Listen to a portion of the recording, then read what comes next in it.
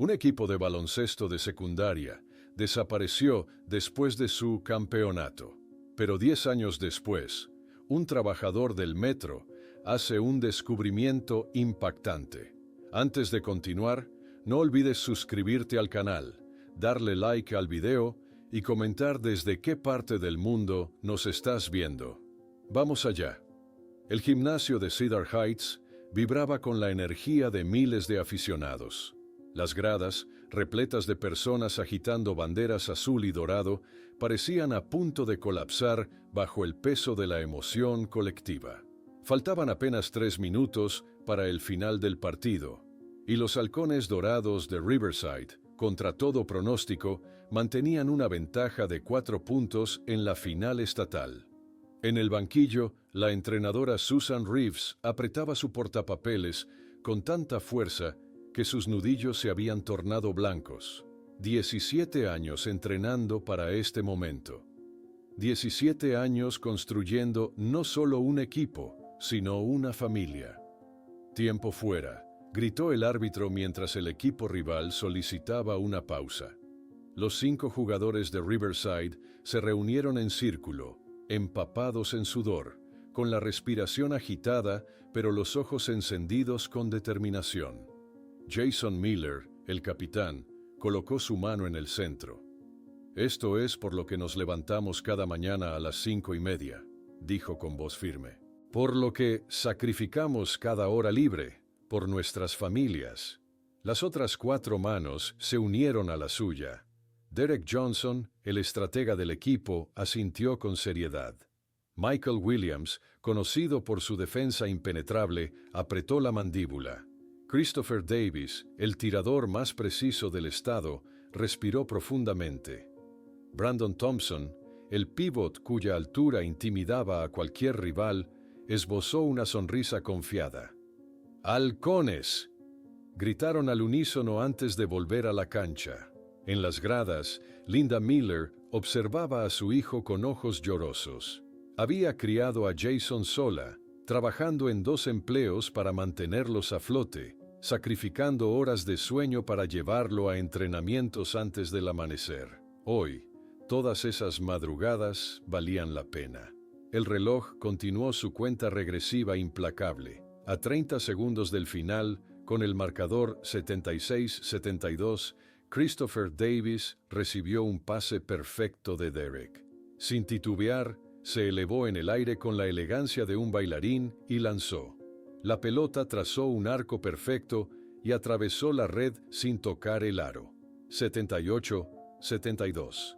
La multitud enloqueció. Cuando sonó la bocina final, los 5 halcones convergieron en el centro de la cancha, fundiéndose en un abrazo que capturaba años de amistad, sacrificio y sueños compartidos. Sus zapatillas idénticas, azul y dorado, formaban un círculo perfecto sobre el parqué. Aquel momento, inmortalizado por docenas de cámaras, se convertiría en la imagen que toda una comunidad atesoraría durante los oscuros años venideros. «¡Lo logramos, entrenadora!», gritó Jason mientras levantaban el trofeo. «¡Lo logramos!». Susan Reeves no podía hablar.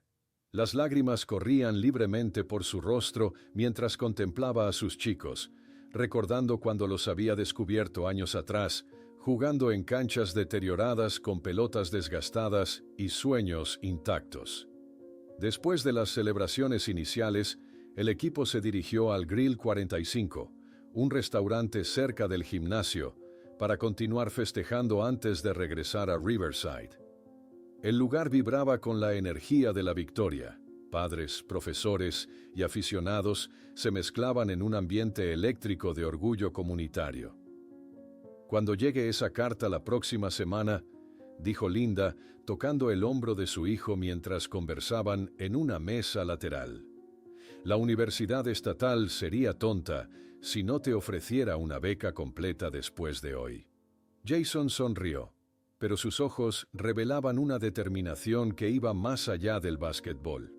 Para él, como para sus compañeros, la cancha representaba un boleto hacia un futuro diferente al de sus padres.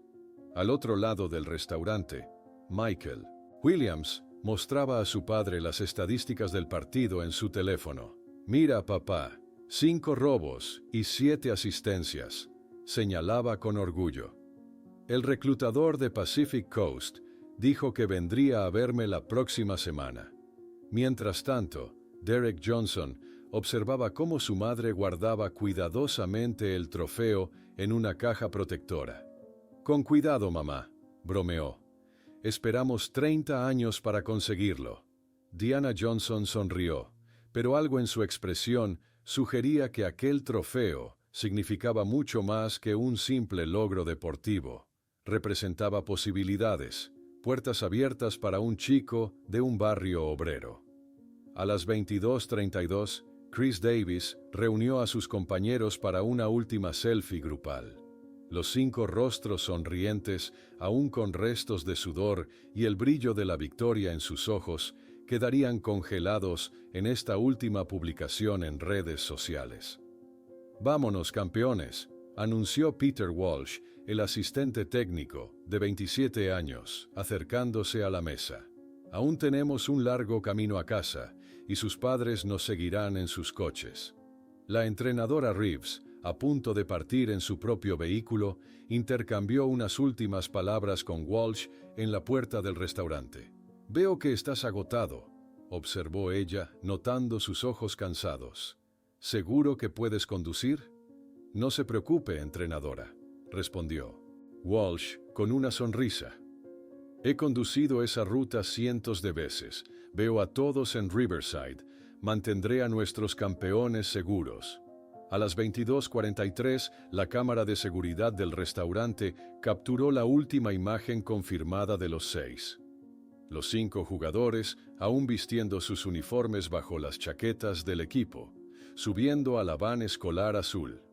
Walsh se acomodó en el asiento del conductor, ajustó el espejo retrovisor y encendió el motor. Los padres, terminando de pagar sus cuentas y recoger sus pertenencias, planeaban seguirlos en caravana hasta Riverside, a unos 30 kilómetros de distancia. La van azul abandonó lentamente el estacionamiento del Grill 45 y se incorporó a la carretera que conducía hacia la Ruta 27. Sus luces traseras se fueron haciendo más pequeñas hasta desaparecer en la curva, mientras los padres y aficionados se preparaban para emprender el mismo camino hacia casa. Mientras la van de los halcones dorados desaparecía en la oscuridad de la Ruta 27, nadie podría imaginar que aquella imagen de sus faros traseros disminuyendo en la distancia sería el último registro de 5 campeones, que, en cuestión de minutos, se convertirían en el centro del mayor misterio que Riverside jamás conocería. El estacionamiento de la escuela secundaria de Riverside permanecía vacío excepto por 4 figuras solitarias, agrupadas bajo el único poste de luz que seguía encendido. El reloj marcaba las 23:30, y la tensión crecía con cada minuto que pasaba sin noticias de la van escolar. Linda Miller volvió a marcar el número de su hijo por 10ª vez, sus dedos temblando ligeramente mientras sostenía el teléfono contra su oreja. El mismo mensaje de correo de voz resonó nuevamente. «Hola, soy Jason. Deja tu mensaje y te llamaré cuando pueda». Linda cerró los ojos, intentando calmar la ansiedad que comenzaba a formarse en su pecho. «¿Alguna respuesta?», preguntó Diana Johnson, acercándose con los brazos cruzados para protegerse del frío nocturno. Linda negó con la cabeza, guardando el teléfono en su bolsillo. Las 4 madres intercambiaron miradas preocupadas bajo la luz amarillenta del poste.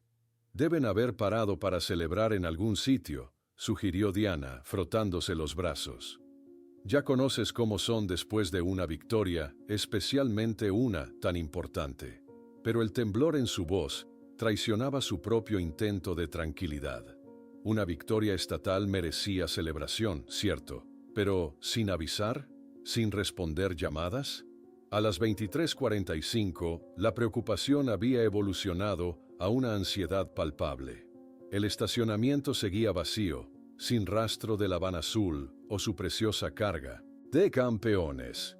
La señora Williams intentó llamar a Michael por tercera vez, mientras la madre de Brandon Thompson contactaba a otros padres que habían estado en el restaurante. He llamado a todos los que estuvieron en el Grill 45, anunció la señora Thompson, guardando su teléfono. Salieron a las 22:43, exactamente como vimos en la cámara. Nadie ha tenido noticias desde entonces. Una a una, cada madre intentó nuevamente, llamadas a sus hijos, al asistente técnico Walsh, incluso a números de emergencia de carretera. Todas las llamadas a los teléfonos de los chicos iban directamente al buzón de voz, como si 6 dispositivos hubieran decidido simultáneamente quedarse sin batería o señal. A la 1:20 de la madrugada, Diana Johnson estaba en la cocina de su casa, preparando café fuerte mientras sostenía el teléfono fijo entre su hombro y su oreja. Las 4 familias habían decidido reagruparse, estableciendo un improvisado centro de operaciones en casa de los Johnson. Oficial Ramsey, entiendo que son adolescentes, dijo Diana con voz firme. Pero estamos hablando de 5 muchachos y un adulto que deberían haber llegado hace casi 2 horas. Ninguno contesta el teléfono. Al otro lado de la línea, el oficial Kevin Ramsey reprimió un bostezo. A sus 42 años, había visto suficientes casos de adolescentes que perdían la noción del tiempo, especialmente en noches de celebración. Señora Johnson, los adolescentes se retrasan, respondió con calma estudiada. Especialmente después de una victoria así. Probablemente estén festejando en algún lugar con mala cobertura. Diana apretó el puente de su nariz, luchando contra la frustración. Uno de ellos es mi hijo, oficial. Conozco a estos chicos. No son irresponsables y el asistente técnico tampoco lo es. Algo no está bien.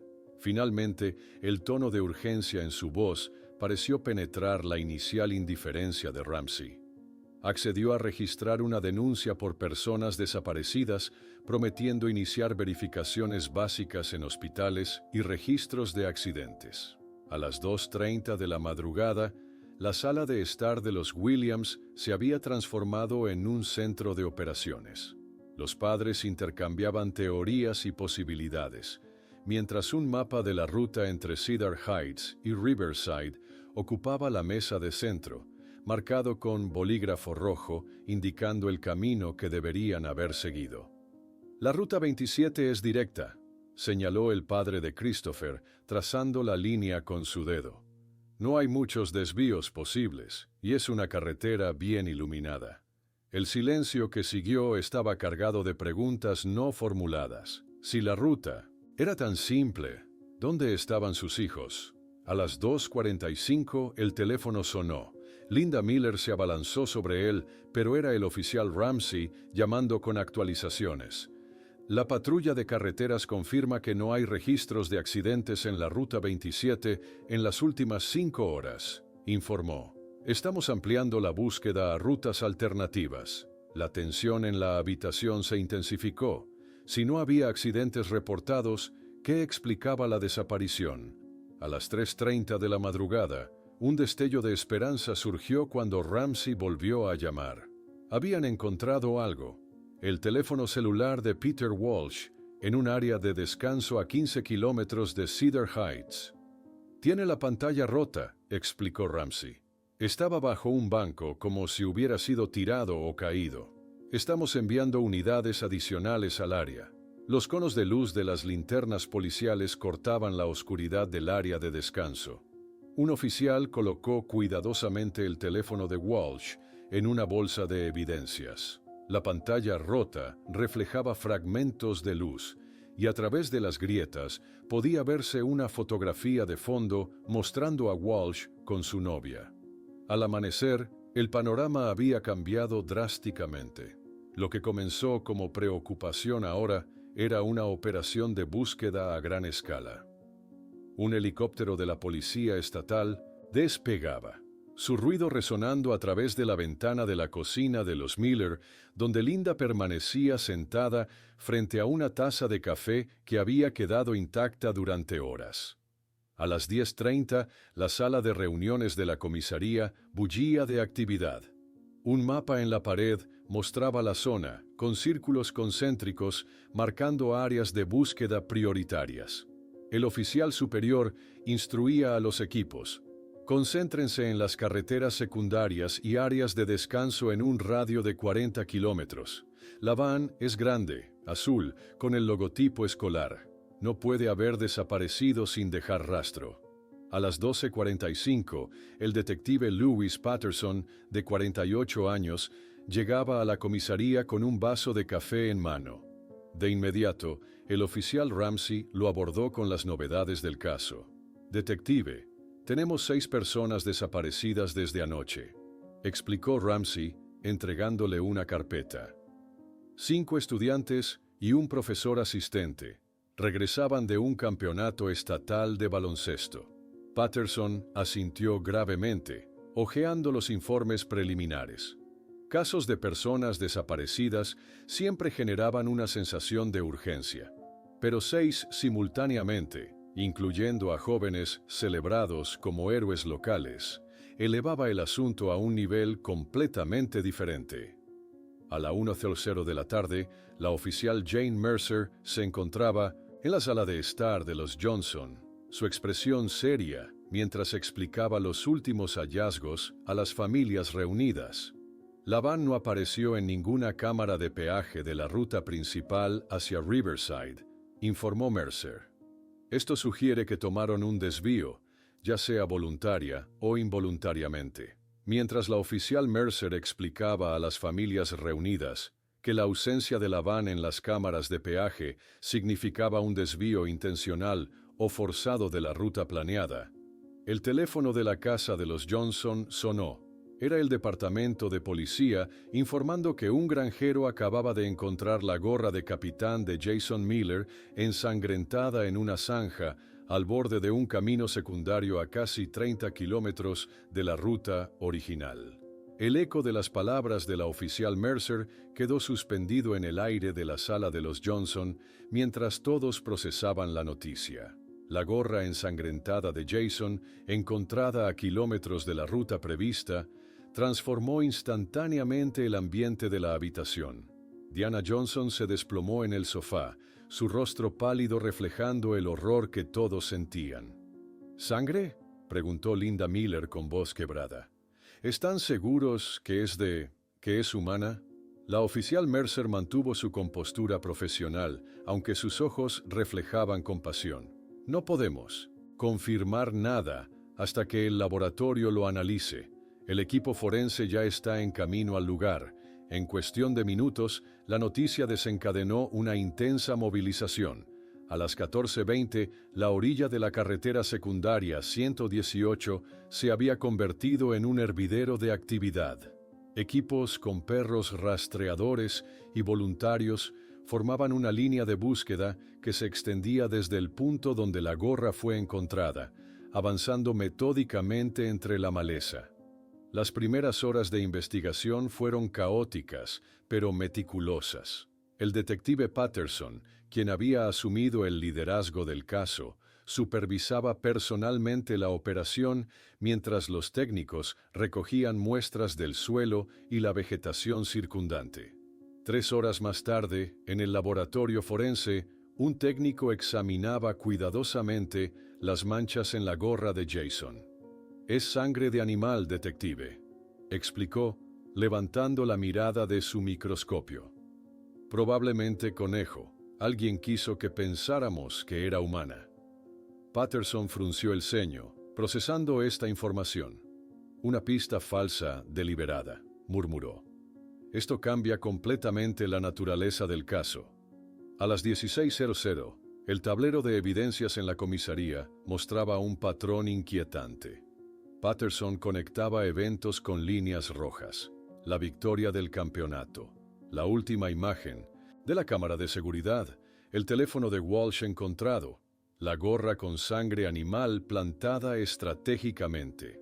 En el centro, las fotografías de los 6 desaparecidos observaban desde el corcho, sus rostros sonrientes contrastando con la gravedad de la situación. «Esto no fue un accidente», explicó Patterson a su equipo. «La sangre falsa, el teléfono roto, la desviación de la ruta principal.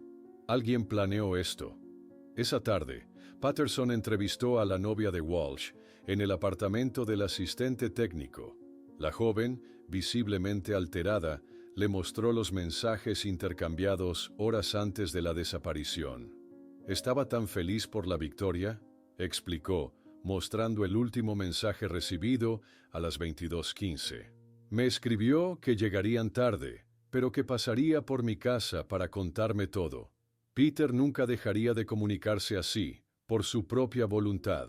Mientras tanto, en la comisaría, los Williams mantenían una acalorada discusión con los oficiales. «Nuestro hijo nunca huiría», exclamaba el señor Williams, golpeando la mesa con frustración. «Tiene una entrevista con un reclutador universitario la próxima semana. Su futuro entero depende de eso». Patterson observaba discretamente mientras navegaba por las cuentas de redes sociales de los 5 atletas en su teléfono. Un patrón inusual emergía. Ninguno había publicado sobre su victoria después del partido. La última actividad de todos cesaba abruptamente tras la hora estimada de salida del restaurante. «Adolescentes sin publicar sobre el mayor logro de sus vidas», murmuró para sí mismo. «Imposible, a menos que perdieran acceso a sus teléfonos inmediatamente». A las 19:45 del segundo día, un equipo de búsqueda con linternas verificaba un barranco después de recibir informes de marcas de derrape. La esperanza inicial se disipó cuando solo encontraron basura descartada. No había señales de la van azul ni de sus ocupantes. Tarde esa noche, Patterson permanecía en su escritorio, navegando por el sistema policial. Su ceño se frunció al notar anomalías en los registros. Ciertas comunicaciones policiales de aquella noche parecían incompletas o habían sido editadas. Cuando intentó acceder a los registros completos, un mensaje de error apareció en su pantalla. «Acceso denegado. Contacte al administrador del sistema». A la mañana siguiente, el periódico local mostraba en primera plana la dramática historia. «Campeones desaparecidos. ¿Dónde están los héroes de Riverside?». La fotografía de la victoria, con los 5 jóvenes abrazados, sosteniendo el trofeo, ocupaba casi toda la portada. Al tercer día, a las 10:00, la sala de reuniones de la comisaría se había convertido en el centro de operaciones permanente. Investigadores discutían teorías mientras Patterson señalaba inconsistencias en el pizarrón. 6 personas no desaparecen sin dejar rastros, insistía. Alguien vio algo, alguien sabe algo. Mientras las teorías se multiplicaban, la comunidad comenzaba a movilizarse. Esa noche, a las 18:00, la cancha de la escuela se llenó con cientos de personas sosteniendo velas. Susan Reeves, la entrenadora, dirigía un momento de silencio desde el centro de la pista, su figura solitaria iluminada por el suave resplandor de las llamas. Linda Miller caminó lentamente hacia el centro, sosteniendo el uniforme de reserva de Jason. Al llegar junto a Reeves, sus piernas cedieron. Cayó de rodillas, abrazando la tela azul y dorada contra su pecho, mientras sollozos incontrolables sacudían su cuerpo. Diana Johnson y las otras madres corrieron a su lado, formando un círculo protector alrededor de ella. A las 21:30, el alcalde Robert Henderson ofreció una rueda de prensa anunciando una recompensa de $50,000 por información sobre el paradero de los desaparecidos. Su discurso, cuidadosamente preparado, evitaba hábilmente preguntas sobre los recursos destinados a la búsqueda. «Haremos todo lo necesario para traer a nuestros muchachos a casa», declaró con solemnidad ensayada. «Riverside no descansará hasta encontrarlos». Patterson, observando la transmisión desde su auto en el estacionamiento vacío de la comisaría, recibió una llamada de un número desconocido. «Detective, susurró una voz distorsionada.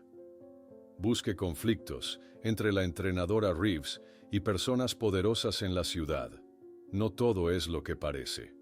Mientras Patterson conducía hacia casa aquella noche, reflexionando sobre la misteriosa llamada, su radio policial crepitó con una noticia que congeló su sangre. La van escolar había sido finalmente encontrada, sumergida en las profundidades del lago Blackwater, a 45 kilómetros de Riverside, pero sin ningún cuerpo en su interior. La noticia electrizó el ambiente en la comisaría. Patterson abandonó de inmediato sus planes de regresar a casa y giró el volante hacia el lago Blackwater. A las 5:15 de la mañana, la orilla del lago se había transformado en un escenario de emergencia. Las luces rojas y azules de los vehículos policiales se reflejaban sobre la superficie oscura del agua, creando un espectáculo casi hipnótico. Un equipo de buzos profesionales ya evaluaba la situación, mientras operarios preparaban un pesado guinche para extraer el vehículo sumergido. ¿Cuánto tiempo lleva ahí abajo?, preguntó Patterson a la oficial Mercer, quien coordinaba las operaciones en tierra.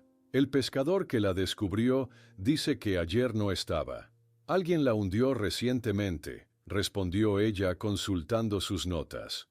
La operación de rescate avanzó con meticulosa precisión. A medida que las primeras luces del amanecer rompían en el horizonte, la silueta azul de la van comenzó a emerger lentamente del agua, chorreando por los costados. Patterson observaba con atención cada detalle, buscando cualquier indicio que pudiera revelar qué había sucedido con sus ocupantes. Completamente vacía, informó el jefe del equipo de buzos tras examinar el interior del vehículo. No hay señales de lucha, ni sangre, ni objetos personales. Dentro del vehículo recuperado, los técnicos forenses trabajaban con linternas y equipos especializados. Sus movimientos precisos revelaban un descubrimiento inquietante. El interior había sido meticulosamente limpiado. Ni huellas digitales, ni cabello, ni fibras de ropa. Nada que indicara quiénes habían estado dentro.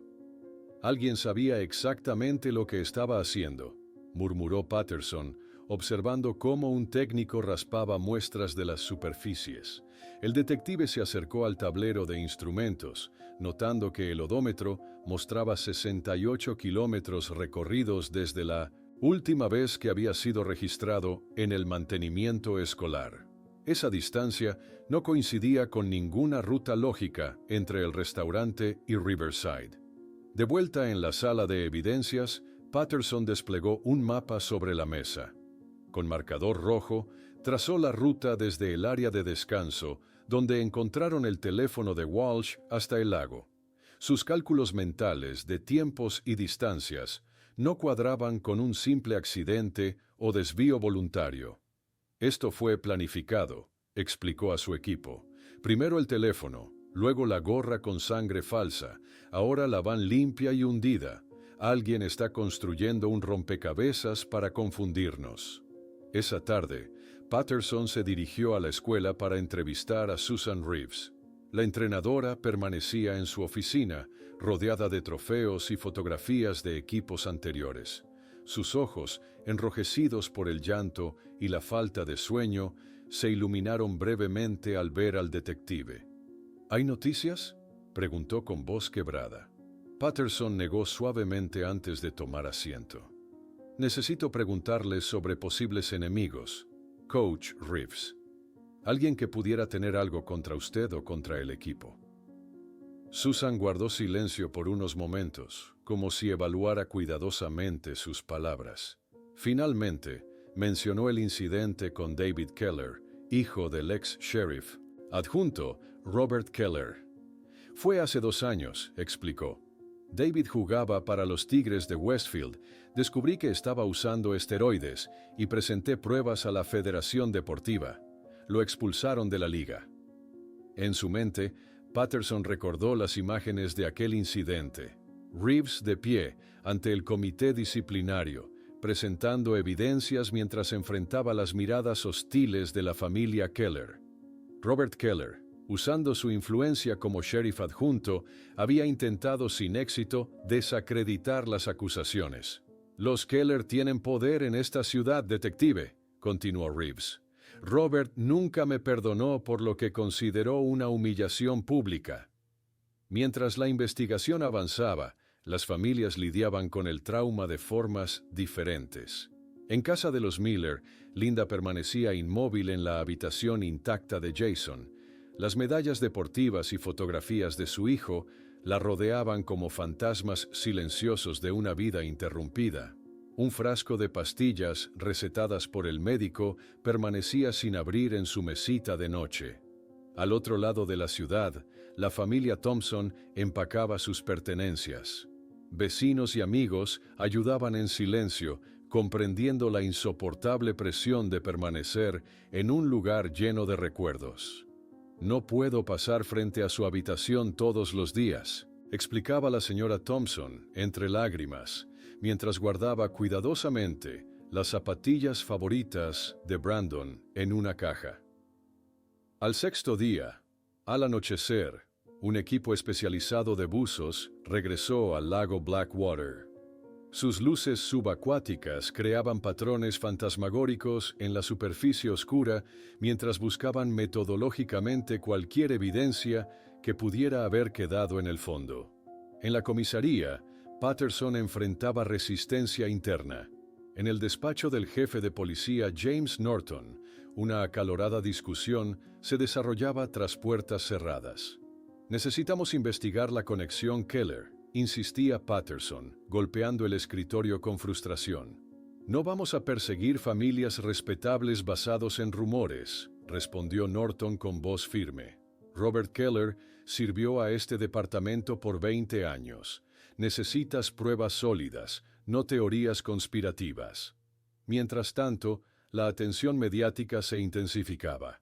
Una camioneta de una cadena nacional de noticias se estacionaba frente a la escuela. Un reportero de pelo perfectamente peinado ensayaba su dramática introducción mientras las familias observaban desde lejos con evidente desconfianza. En la iglesia comunitaria, Diana Johnson había encontrado propósito en su dolor. Organizaba metódicamente a docenas de voluntarios, asignando áreas de búsqueda y distribuyendo mapas con zonas marcadas. Su determinación inspiraba a toda la comunidad. «No dejaremos ningún metro sin revisar», declaraba con firmeza a los voluntarios reunidos. «Nuestros hijos están en alguna parte y los encontraremos». Cerca de la medianoche, un buzo emergió del lago, sosteniendo un pequeño objeto. Con manos enguantadas, lo entregó cuidadosamente a Patterson. Un llavero con las iniciales JM y una miniatura de balón de baloncesto. El detective examinó el mapa del fondo del lago con el líder del equipo de buceo, notando un detalle crucial. El llavero había sido encontrado a casi 30 metros de donde estaba la van, enredado entre ramas sumergidas. «No pudo haber llegado ahí por casualidad», concluyó Patterson. «Alguien lo arrojó, o Jason estuvo allí, posiblemente tratando de escapar». Mientras Patterson guardaba cuidadosamente el llavero de Jason en una bolsa de evidencias, su teléfono vibró con un mensaje anónimo, conteniendo solo una foto borrosa tomada desde lejos. 5 pares de zapatillas de baloncesto azul y doradas, aparentemente nuevas, organizadas en semicírculo sobre lo que parecía ser concreto fresco, con la fecha de apenas 3 días atrás en la esquina de la imagen.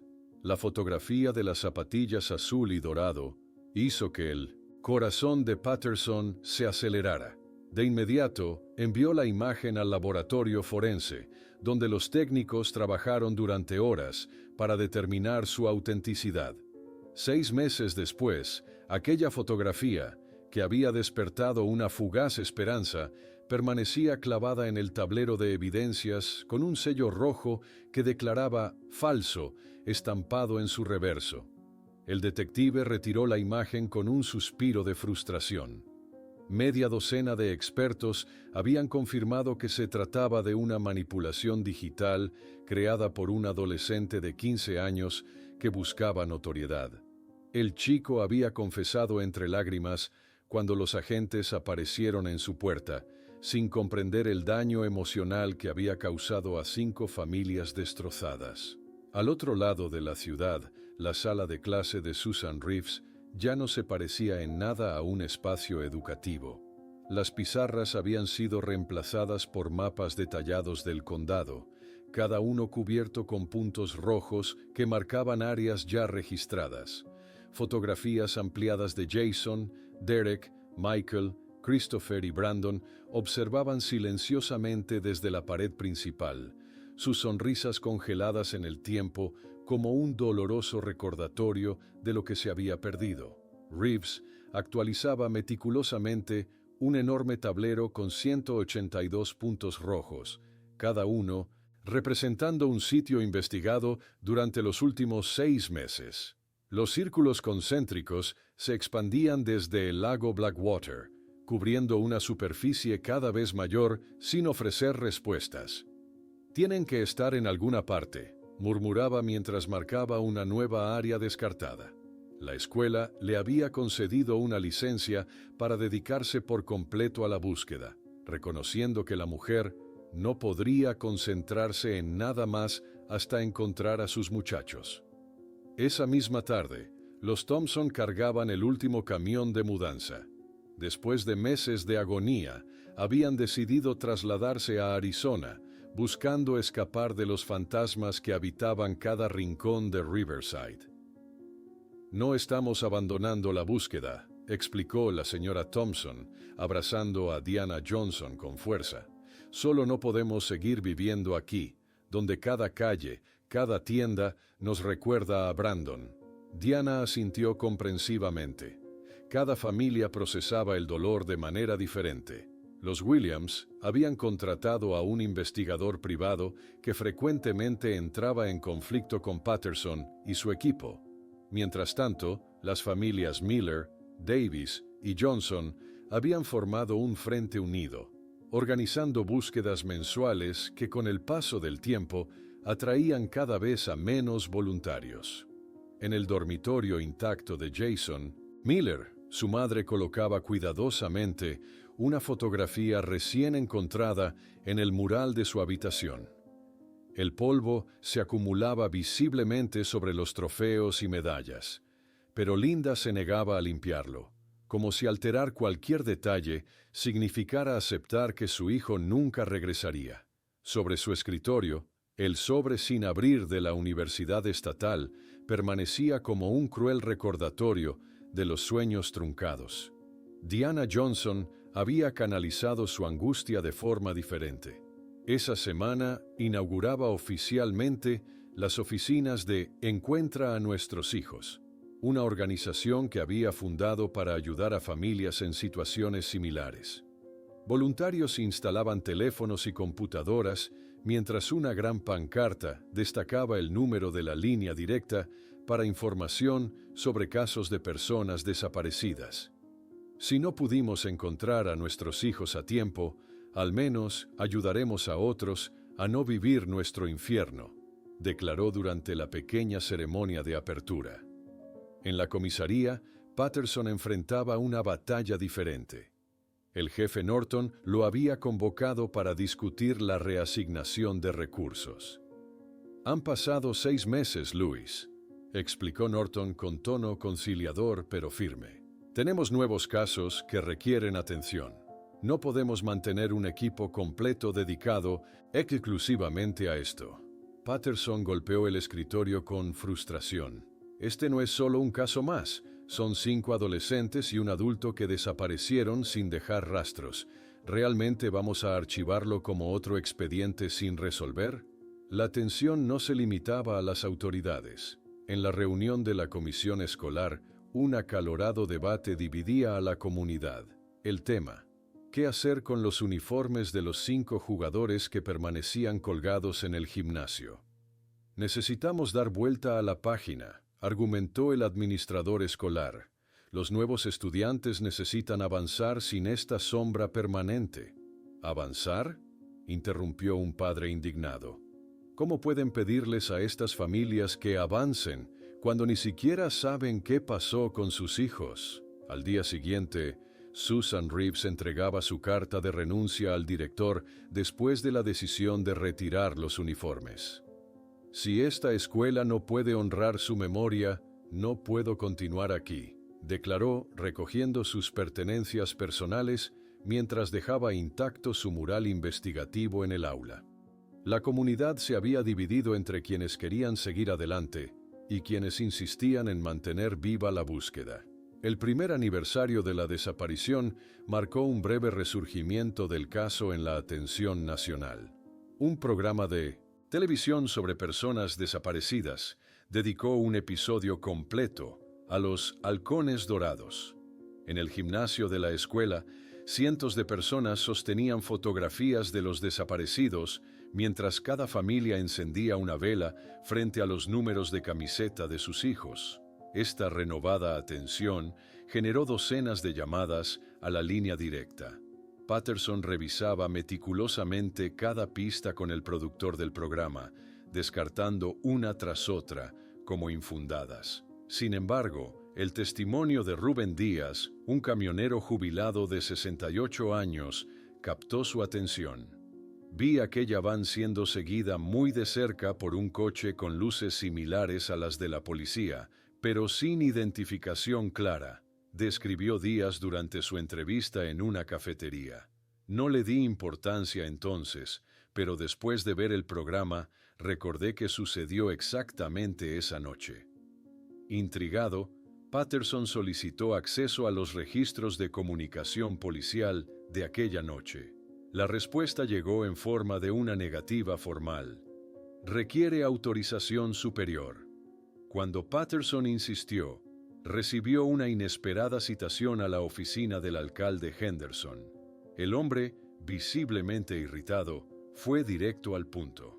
Detective, entiendo su dedicación, pero estas teorías infundadas perturban la paz de nuestra comunidad.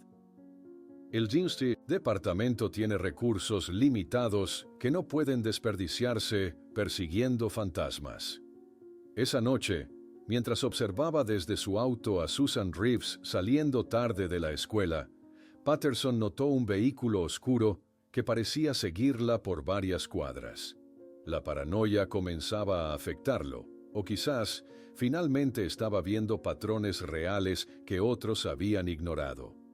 Aquella noche, mientras revisaba una vez más las evidencias en su mesa de comedor, Patterson recibió una llamada de Susan Reeves, su voz temblorosa de miedo.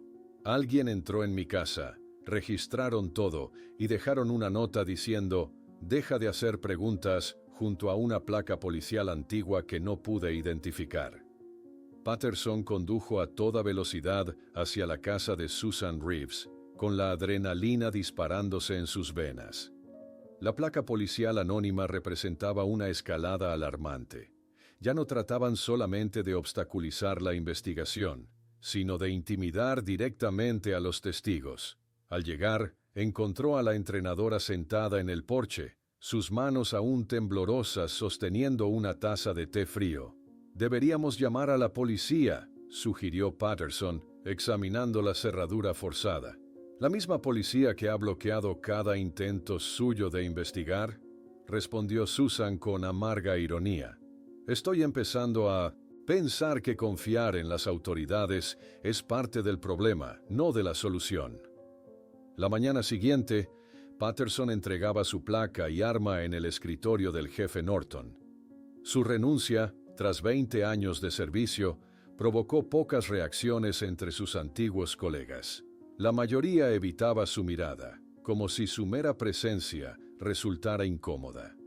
«Si no puedo investigar oficialmente, lo haré por mi cuenta», declaró, recogiendo la pequeña caja con sus pertenencias personales. 2 semanas después, la sala de estar de Patterson se había transformado en un centro de investigación improvisado. Las paredes, antes decoradas con fotografías familiares, ahora exhibían imágenes de los 5 adolescentes, mapas detallados y una cronología meticulosamente construida. Una lista de nombres potencialmente involucrados ocupaba una pizarra completa, encabezada por la palabra sospechosos en letras rojas. Su esposa había solicitado el divorcio poco después, incapaz de competir con la obsesión que había consumido completamente a su marido. En la sala de edición de la escuela, Rebecca Collins revisaba antiguas grabaciones del juego final para crear un video conmemorativo. Como profesora de matemáticas, Rebecca siempre había tenido buena relación con los chicos, especialmente con Derek, quien mostraba un talento extraordinario para los números. Mientras examinaba las tomas de las gradas, notó algo peculiar. El mismo hombre aparecía en múltiples ángulos, siempre fotografiando a los jugadores con una cámara profesional. Nunca lo había visto antes, murmuró para sí misma, realizando un zoom digital sobre el rostro del desconocido. Esa tarde, Rebecca compartió su descubrimiento con Patterson. El ex detective inmediatamente comparó las imágenes con fotografías policiales en su laptop, identificando al hombre como Frank Merrick, un ex oficial despedido por conducta impropia 3 años antes del incidente. Trabajaba directamente bajo el mando de Robert Keller, explicó Patterson, su mente estableciendo conexiones a toda velocidad. Pero necesitamos más pruebas para confirmar esta relación. En la biblioteca pública, Patterson pasaba horas investigando archivos digitalizados de periódicos locales. Finalmente encontró un pequeño artículo sobre la destitución de Merrick, apenas un párrafo en la página 12 de un diario de 3 años atrás. La razón oficial: conducta no compatible con los valores del departamento. Sin detalles, sin explicaciones. Mientras tanto, Diana Johnson y un abogado pro bono que había conseguido a través de su organización Encuentra a Nuestros Hijos, entraban al Tribunal Municipal. En sus manos llevaban una petición formal para la liberación de los registros policiales relacionados con la noche de la desaparición. Las familias tienen derecho a saber qué comunicaciones ocurrieron esa noche, argumentó el abogado frente al juez Henderson, hermano del alcalde. Han pasado 2 años. Si no hay nada que ocultar, no debería haber razón para negar el acceso. El juez Henderson mantuvo una expresión impasible durante toda la audiencia. Al concluir, simplemente indicó que estudiaría la petición y comunicaría su decisión en los próximos días. Apenas los solicitantes abandonaron la sala, alcanzó el teléfono y marcó rápidamente el número de su hermano. «Están llegando demasiado cerca», advirtió con voz tensa. Johnson y ese abogado quieren los registros completos de comunicaciones policiales. Necesitamos actuar. 3 días después, Diana y su abogado recibieron una notificación para presentarse ante un técnico de TI del Departamento de Policía. El hombre, visiblemente incómodo, les explicó que los registros solicitados habían sido accidentalmente eliminados durante una actualización del sistema, 6 meses después del incidente. «¿Accidentalmente?», cuestionó Diana, su voz cargada de incredulidad. «¿Sin copias de respaldo? ¿Sin protocolos de preservación de evidencia en un caso abierto?» Esa noche, Susan Reeves aseguraba meticulosamente cada puerta y ventana de su casa. Las amenazas habían aumentado. Llamadas silenciosas a medianoche, correos sin remitente, y ahora, faros de un vehículo que permanecía estacionado en la esquina cada noche. La paranoia comenzaba a afectar su sueño, su apetito, cada aspecto de su vida. Al día siguiente, Susan mostró a Patterson un sobre marrón recibido sin remitente. Dentro, recortes de periódico detallaban accidentes sufridos por personas que hacían demasiadas preguntas en distintos casos policiales del estado. El mensaje era claro, una advertencia final.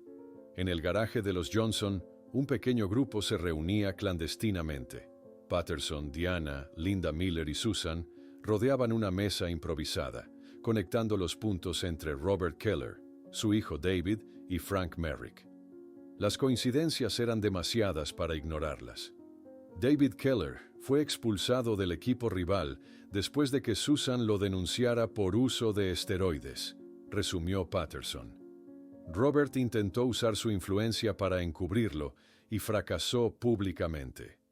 2 años después, nuestros chicos desaparecen misteriosamente la noche de su mayor triunfo.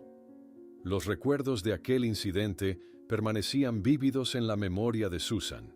El joven David confrontado con los resultados de las pruebas, su padre observando furioso desde la puerta de la sala de audiencias, jurando que esto no quedaría así.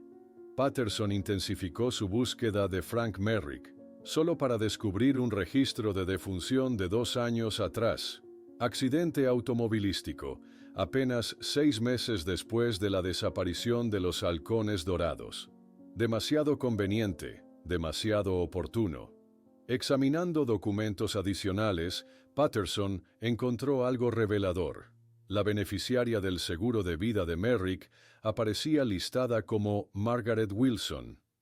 El detective circuló el nombre en rojo, intuyendo una conexión crucial que aún no podía definir claramente. En la escuela se realizaba la ceremonia de inauguración del Banco Memorial. Las familias reunidas observaban en silencio mientras el director descubría la placa con los nombres de los 5 muchachos. Para muchos en la comunidad, este acto simbolizaba un cierre, el final de la búsqueda. Para el pequeño grupo de investigadores, representaba exactamente lo contrario. Tras la ceremonia, Susan se acercó discretamente a Linda. «He estado recibiendo amenazas», susurró, alejándose del grupo principal. «Alguien poderoso no quiere que sepamos la verdad». Esa noche, mientras Patterson rastreaba conexiones entre Margaret Wilson y los Keller, recibió un mensaje de texto anónimo con apenas 2 líneas que hicieron que su corazón se acelerara. Robert Keller, cáncer terminal, Hospital St. Mary's, Arizona. Está listo para confesar. Patterson observó fijamente el mensaje en su teléfono, las palabras brillando en la pantalla como un faro en la oscuridad. Robert Keller, el hombre que podría tener todas las respuestas, estaba muriendo. No había tiempo que perder. Esa misma noche, empacó una pequeña maleta y programó su GPS hacia Arizona, conduciendo a través de la noche con la determinación de un hombre que finalmente veía la luz al final de un túnel interminable. El viaje a través del desierto le dio tiempo para organizar sus pensamientos. 3 años habían pasado desde aquella fatídica noche en que 5 jóvenes promesas y su entrenador asistente se desvanecieron en el aire. 3 años de investigación obstaculizada, pistas falsas y preguntas sin respuesta. Si Keller realmente estaba dispuesto a hablar, esta podría ser su única oportunidad de conocer la verdad. Al amanecer del tercer día, Patterson estacionó frente al Hospital St. Mary's, un edificio de ladrillo rojizo que se alzaba como un monumento silencioso contra el implacable cielo azul de Arizona. Con paso decidido pero cauto, se identificó como familiar lejano en recepción, utilizando una coartada preparada durante el largo viaje. La enfermera, demasiado ocupada para cuestionar detalles, le indicó la habitación 342. El olor a antiséptico y enfermedad golpeó sus sentidos mientras avanzaba por el pasillo. Al entrar en la habitación, tuvo que contener su impresión. Robert Keller, el antes imponente ex-sheriff adjunto, yacía esquelético y conectado a tubos, su cuerpo consumido por el cáncer. Sus ojos hundidos se posaron inmediatamente en Patterson con un destello de reconocimiento que confirmaba que este encuentro no era casualidad. «Sabía que alguien vendría eventualmente», murmuró Keller, su mano temblorosa apretando el botón de morfina. «¿Johnson? ¿Reeves? ¿Quién te envió?» Patterson cerró la puerta suavemente y se acercó a la cama. Mientras activaba disimuladamente la grabadora en su teléfono, respondió con voz mesurada. «Nadie me envió. Vine porque 5 familias merecen respuestas. Un silencio tenso flotó entre ambos hombres, interrumpido únicamente por el pitido monótono de las máquinas. Finalmente, Keller cerró los ojos y comenzó a hablar con voz entrecortada. Era para ser solo un susto, para humillarla, como ella humilló a mi hijo. La confesión fluyó entre ataques de tos y pausas dolorosas. Keller describió cómo había organizado una operación para interceptar la van escolar, utilizando a Frank Merrick y otros 2 ex oficiales. Usaron luces policiales falsas para simular una detención legítima. El plan original era sencillo: dejar a los jugadores y a Walsh en alguna zona remota durante unas horas, arruinando las celebraciones y creando problemas para la entrenadora Reeves. Pero algo salió mal, murmuró Keller, su respiración volviéndose más laboriosa. Sus ojos se clavaron en Patterson con intensidad febril. Merrick siempre fue inestable, demasiado impulsivo. Patterson se inclinó más cerca, presionando.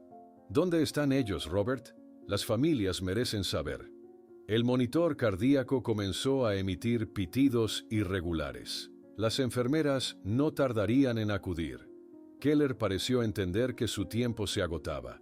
Sus labios se movieron, formando palabras que Patterson no alcanzó a escuchar, mientras el monitor se aplanaba en una línea continua.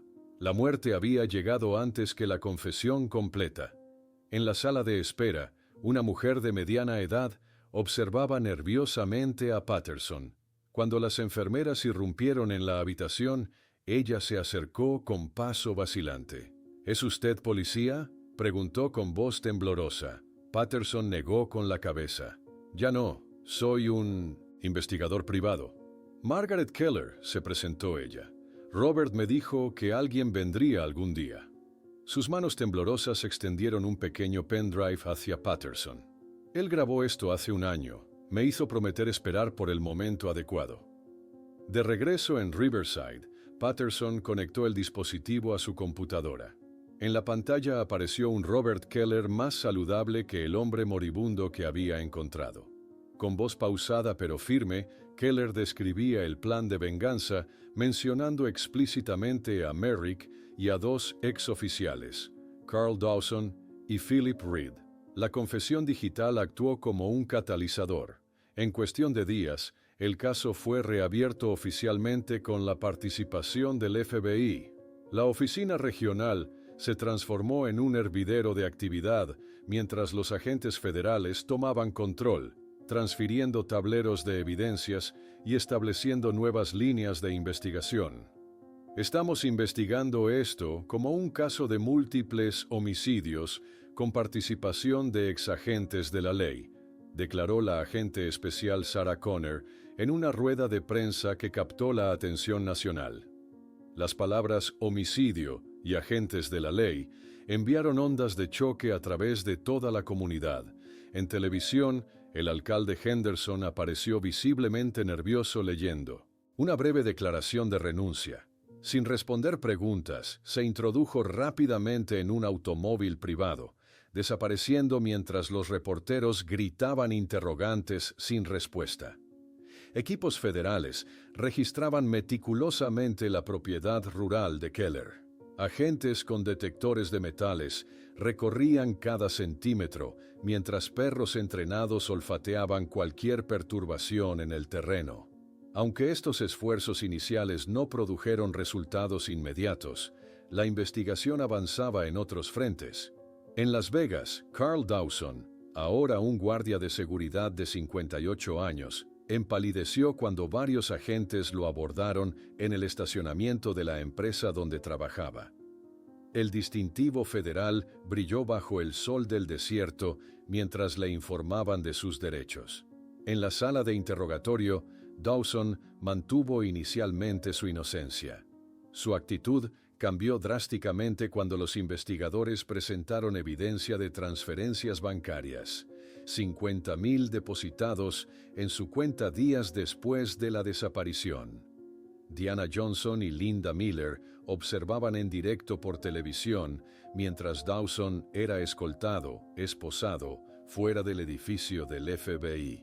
Sus manos entrelazadas buscaban fortaleza mutua ante la avalancha de emociones que las embargaba. Dolor renovado, pero también la primera sensación real de justicia en 3 largos años. Mientras agentes federales examinaban los últimos registros financieros de Keller, un trabajador de la construcción llamado Miguel Hernández realizó un descubrimiento accidental durante excavaciones para el nuevo metro de Riverside, un antiguo depósito subterráneo conteniendo 5 uniformes de baloncesto azul y dorado cuidadosamente doblados, una placa policial perteneciente a Robert Keller y un segundo pendrive etiquetado con las palabras «La verdad completa». El descubrimiento del depósito subterráneo electrificó la investigación. En el laboratorio forense del FBI, técnicos con guantes especiales examinaban meticulosamente los 5 uniformes preservados, sus movimientos precisos y delicados, como si manipularan reliquias sagradas. «Hay manchas microscópicas de sangre en las fibras», confirmó la especialista principal, levantando la mirada de su microscopio. «Pertenecen a los muchachos, no hay duda». La agente Conner asintió gravemente mientras procesaba esta información. Los uniformes habían sido conservados casi como trofeos macabros, un testimonio silencioso del horror que habían sufrido los halcones dorados. En una sala contigua, Patterson y Conner observaban la grabación contenida en el segundo pendrive. La pantalla mostraba a un Robert Keller visiblemente perturbado, aunque físicamente saludable, muy diferente al hombre esquelético que Patterson había encontrado en su lecho de muerte. Lo que comenzó como una venganza estúpida se transformó en el peor pesadilla posible, confesaba Keller en la grabación, sus ojos reflejando un tormento que probablemente lo había acompañado hasta su último aliento. El relato continuaba con detalles espeluznantes. Merrick forzó la van fuera de la carretera principal usando luces falsas de policía. Walsh resistió. No creyó que éramos policías de verdad. Hubo un forcejeo y Merrick golpeó demasiado fuerte. La grabación mostraba a Keller pasando una mano temblorosa por su rostro mientras revivía aquellos momentos. Los chicos vieron todo, estaban aterrorizados. Merrick entró en pánico. Dijo que ya no podíamos dejarlos ir. Los investigadores podían reconstruir mentalmente los eventos. Un celero remoto en la propiedad de los Keller, 5 adolescentes aterrados, maniatados y amordazados, mientras el cuerpo sin vida de Walsh yacía en el maletero de otro vehículo. Fue Merrick quien dijo que no podíamos dejarlos ir. Continuaba Keller en la grabación. Estaba paranoico, drogado. Dijo que nos darían cadena perpetua a todos. En la sala de interrogatorios, Carl Dawson finalmente se había quebrado. Las lágrimas corrían por su rostro mientras detallaba los eventos a los agentes federales que lo interrogaban implacablemente. «Yo no jalé el gatillo», sollozaba. «Lo juro por Dios, fue todo Merrick. Él estaba fuera de control, dijo que todos éramos cómplices y que necesitábamos eliminar a los testigos». En la sede del FBI, un mapa extenso mostraba la ubicación de la mina abandonada en las montañas Cascade, donde, según las confesiones, habían ocultado los cuerpos. La agente Conner coordinaba la compleja operación de recuperación, mientras expertos en espeleología y rescate evaluaban los riesgos del terreno. «La entrada principal colapsó hace décadas», explicaba el jefe del equipo de rescate. «Necesitaremos equipos especializados para acceder sin provocar derrumbes adicionales». Mientras tanto, equipos de agentes federales ejecutaban órdenes de arresto simultáneas en toda la región. El exalcalde Henderson, sorprendido en pijama mientras agentes llamaban a su puerta al amanecer, observó atónito el documento legal mientras su esposa contemplaba la escena desde las escaleras, su rostro una máscara de shock e incredulidad. Linda Miller, Diana Johnson y los padres Davis fueron convocados a la oficina regional del FBI. En una sala de conferencias privada, la agente Conner les explicó con delicadeza los detalles que podían compartirse sobre las muertes de sus hijos. ¿Cuánto tiempo sufrieron?, preguntó Diana, su voz quebrada pero firme, mientras sostenía con fuerza la mano de Linda. Las evidencias sugieren que fue rápido, respondió Conner con compasión profesional. Estaban juntos al final, no fueron separados. Un extraño alivio, terrible en su naturaleza pero necesario, se reflejó en los rostros de los padres. Después de años de incertidumbre, incluso la confirmación de sus peores temores traía una forma de paz. En las montañas Cascade, un equipo de rescate especializado se preparaba para ingresar a la mina colapsada. Ingenieros evaluaban la estabilidad mientras equipos con cámaras térmicas y perros de búsqueda esperaban su turno. La operación requería precisión milimétrica. Un error podría sepultar para siempre cualquier evidencia. Horas después, un miembro del equipo emergía sosteniendo una bolsa de evidencias. Dentro, una zapatilla azul y dorada parcialmente preservada confirmaba que estaban en el lugar correcto.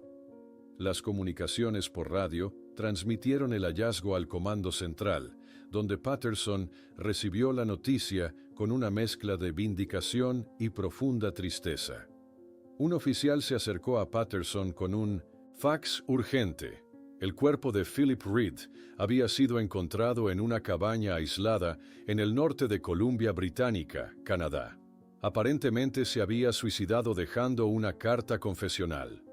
Nunca pude mirar a un joven vistiendo uniforme de baloncesto sin revivir todo, decía la nota manuscrita. Merezco el infierno por mi silencio. Las piezas finales del rompecabezas encajaban dolorosamente en su lugar. Un plan de venganza mezquina que se había transformado en asesinato múltiple. Una conspiración de silencio que había involucrado a figuras de autoridad. 3 años de sufrimiento innecesario para familias que solo buscaban respuestas. La operación de recuperación avanzaba con meticulosa precisión. Los técnicos documentaban cada hallazgo mientras los equipos forenses trabajaban en condiciones extremas dentro de la mina. Las familias esperaban en Riverside, preparándose para finalmente dar sepultura a sus hijos después de una espera interminable. Mientras la operación de recuperación proseguía lentamente en las profundidades de la mina abandonada, el agente forense jefe envió un mensaje urgente a la base. Los patrones de heridas en los restos mortales indicaban algo perturbador que contradecía las confesiones. Al menos 3 de las víctimas habían sido asesinadas con armas diferentes, sugiriendo que más de una persona había participado directamente en las ejecuciones. La revelación del jefe forense se expandió por el campamento base como una onda expansiva. El agente Conner convocó inmediatamente a los especialistas en balística, quienes confirmaron lo impensable. Las evidencias contradecían directamente las confesiones que habían obtenido. En el laboratorio improvisado, 3 proyectiles distintos se alineaban bajo potentes microscopios, cada uno contando una historia diferente de la versión oficial. Tenemos definitivamente 3 armas diferentes aquí, explicó la especialista, señalando las marcas características en cada bala. Las estrías son inconfundibles, como huellas dactilares metálicas. La especialista ajustó el microscopio comparativo, invitando a Conner a observar las marcas distintivas en uno de los proyectiles. Este provino de un revólver .38 registrado a nombre de Carl Dawson en 2010. No hay margen de error en esta identificación. El descubrimiento obligó a un replanteamiento completo de la investigación. Si Merrick no había actuado solo como asesino, toda la narrativa construida alrededor de un único perpetrador se desmoronaba. La agente Conner ordenó que Dawson fuera trasladado nuevamente a la sala de interrogatorios, esta vez con la evidencia balística como elemento central. Frente a las pruebas irrefutables, la fachada de Dawson se desintegró completamente. Su rostro, antes compuesto en una máscara de víctima circunstancial, se contrajo en una expresión de culpa absoluta. Merrick dijo que todos teníamos que participar, confesó finalmente, su voz apenas audible, para garantizar que nadie traicionara a los otros. Un pacto de sangre, lo llamó. Las palabras salían entrecortadas, como si cada una le costara un esfuerzo físico. Merrick mató a Walsh y a 2 chicos. Keller ejecutó a otros 2. Yo maté al último, al capitán. Me miró directamente a los ojos mientras... No pudo terminar la frase. Los agentes presentes intercambiaron miradas sombrías, comprendiendo la magnitud de la conspiración que enfrentaban. La verdad era aún más oscura de lo que habían imaginado. No un asesino desequilibrado y 2 cómplices pasivos, sino 3 ejecutores activos, en un acto de venganza meticulosamente planeado. En la sala de reuniones del FBI, la pared principal exhibía ahora 12 fotografías interconectadas con líneas rojas, formando una compleja red de conspiración. La agente Conner explicaba a los fiscales federales el alcance del encubrimiento mientras señalaba cada rostro. El entonces sheriff adjunto Keller organizó la interceptación. Merrick, Dawson y Reed ejecutaron a las víctimas. Después, el jefe de policía Norton obstruyó la investigación inicial. El alcalde Henderson bloqueó sistemáticamente cualquier intento de reapertura. El juez Henderson manipuló evidencias judiciales, y estos oficiales, continuó señalando 4 rostros adicionales, falsificaron informes y eliminaron registros clave. La magnitud del encubrimiento resultaba abrumadora. 12 personas habían participado activamente en ocultar la verdad durante 8 años. Una por una, órdenes de arresto fueron ejecutadas en toda la región. El juez Henderson, sorprendido en su despacho. El ex jefe de policía Norton, detenido mientras jugaba golf. El oficial Ramsey, esposado frente a sus colegas atónitos en la comisaría. En el laboratorio de ADN, un científico entregaba el informe oficial a Patterson. 100% de compatibilidad para todas las 6 víctimas. No queda ninguna duda. El documento, con su lenguaje técnico y aséptico, representaba el final definitivo de una búsqueda de 8 años. Ya no había espacio para la esperanza, solo para el duelo y la justicia. En las oficinas de Encuentra a nuestros hijos, Diana Johnson retiraba solemnemente las fotografías de los 5 muchachos de la pared de personas desaparecidas.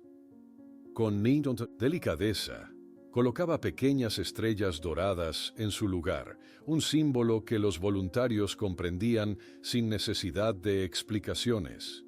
Casos resueltos, aunque con el peor desenlace posible. Desde Arizona, la familia Thompson recibía la confirmación oficial.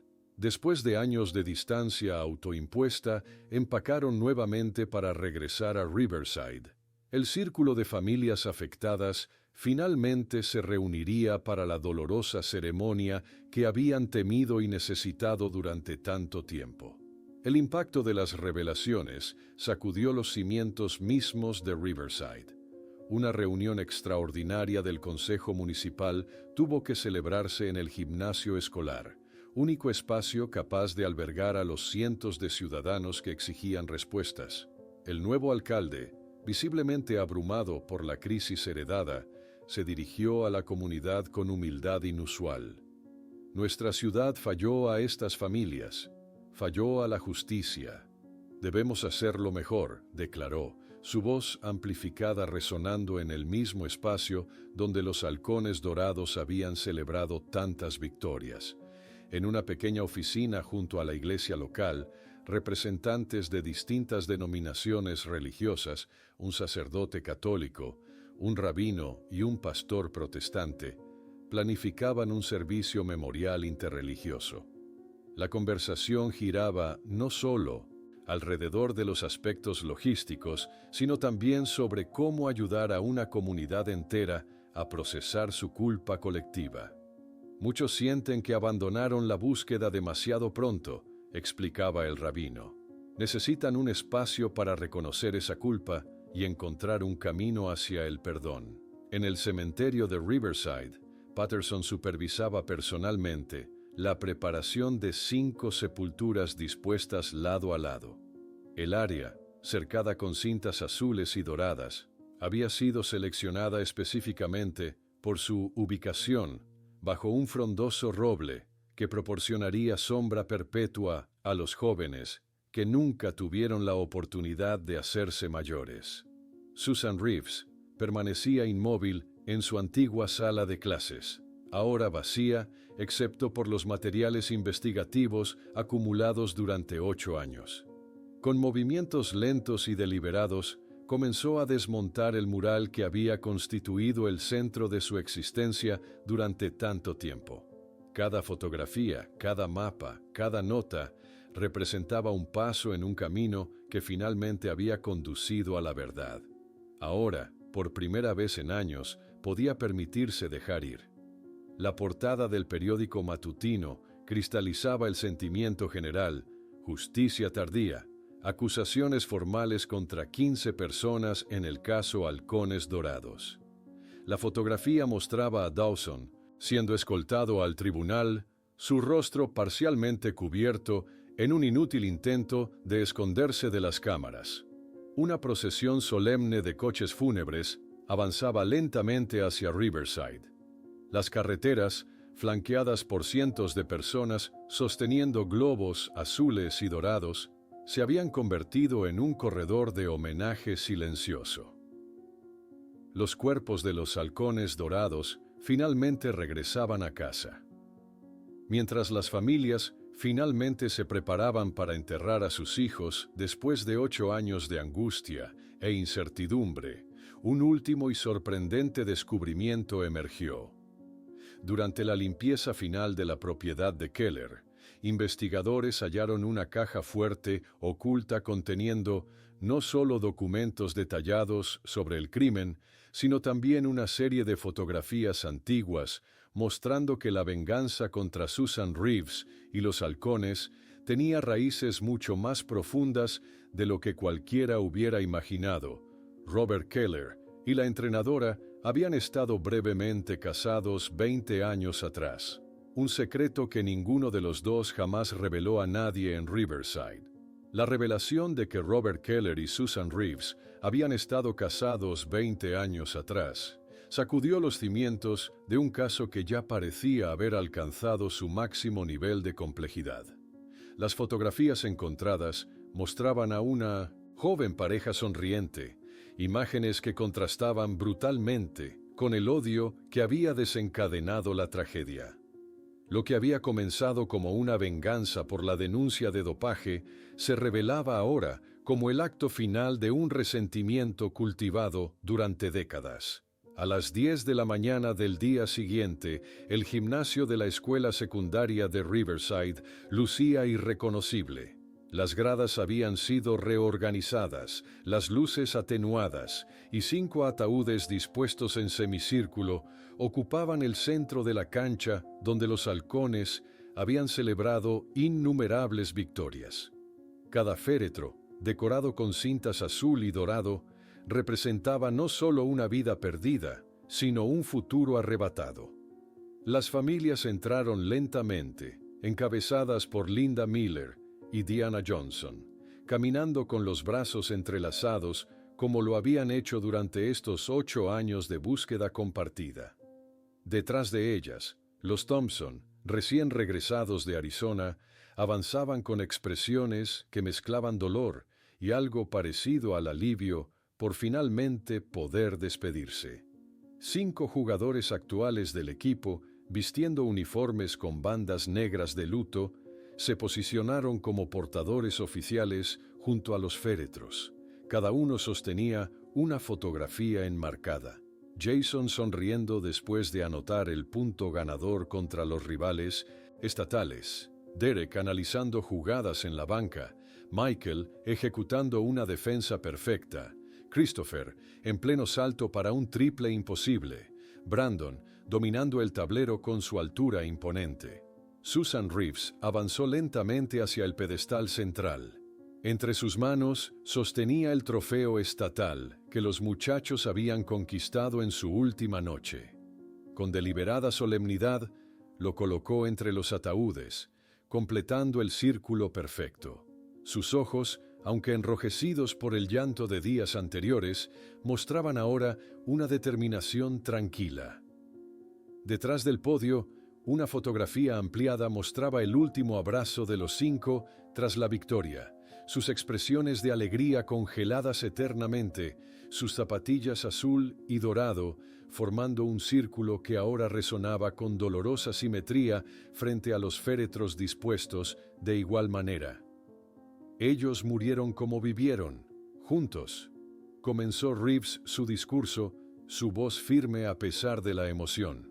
La victoria de ellos aquella noche no fue solamente sobre el marcador de un juego. Fue sobre 5 jóvenes de una pequeña ciudad que demostraron que, con dedicación y trabajo en equipo, podían superar cualquier obstáculo. Sus palabras resonaron en un gimnasio completamente silencioso, donde incluso los más pequeños comprendían la solemnidad del momento. Cuando Diana Johnson tomó el podio, sorprendió a todos con la fuerza que emanaba de su figura menuda. «Perdonar no es olvidar», declaró con voz clara. «Es negarse a permitir que el odio que destruyó a nuestros hijos también destruya lo que queda de nosotros». A medida que el servicio continuaba, imágenes de los 5 muchachos en vida se proyectaban en las pantallas. Jason despertando a las 5:30 para entrenar, Derek analizando jugadas en una libreta gastada, Michael ejecutando defensas perfectas, Christopher practicando tiros desde todas las posiciones, Brandon dominando bajo el tablero. A las 2:30 de la tarde, el cementerio de Riverside acogía la segunda parte de la ceremonia. Bajo un frondoso roble, 5 sepulturas, dispuestas lado a lado, aguardaban. Las familias permanecían unidas mientras los féretros descendían simultáneamente. Una coreografía final que honraba la hermandad que había unido a los halcones en vida. Una semana después, en la sala del Tribunal Federal, Carl Dawson escuchaba su sentencia: prisión perpetua sin posibilidad de libertad condicional. Desde la galería, las familias observaban, sus rostros impasibles ante el hombre que había participado directamente en la ejecución de sus hijos. En la oficina regional del FBI, Patterson rechazaba formalmente una medalla de honor por su perseverancia en el caso. «No soy un héroe», insistió ante los superiores sorprendidos. «Simplemente hice lo que cualquier oficial decente debería haber hecho desde el principio». Mientras tanto, Susan Reeves concedía una entrevista explicando finalmente su pasado. «Dejé a Robert hace 20 años cuando su violencia se volvió insoportable. Nunca imaginé que ese odio permanecería tanto tiempo, ni que tomaría una forma tan monstruosa». La primavera siguiente trajo la inauguración de la nueva ala deportiva en la escuela.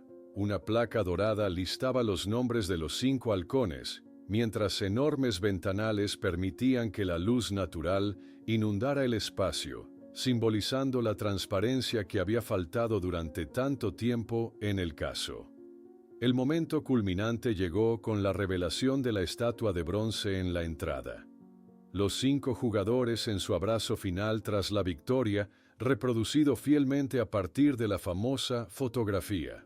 El escultor había capturado perfectamente la mezcla de orgullo, alegría y hermandad que definió su último momento de gloria compartida. Durante el campeonato estatal del año siguiente, el gimnasio entero observó un minuto de silencio seguido por exactamente 5 minutos de aplausos ensordecedores.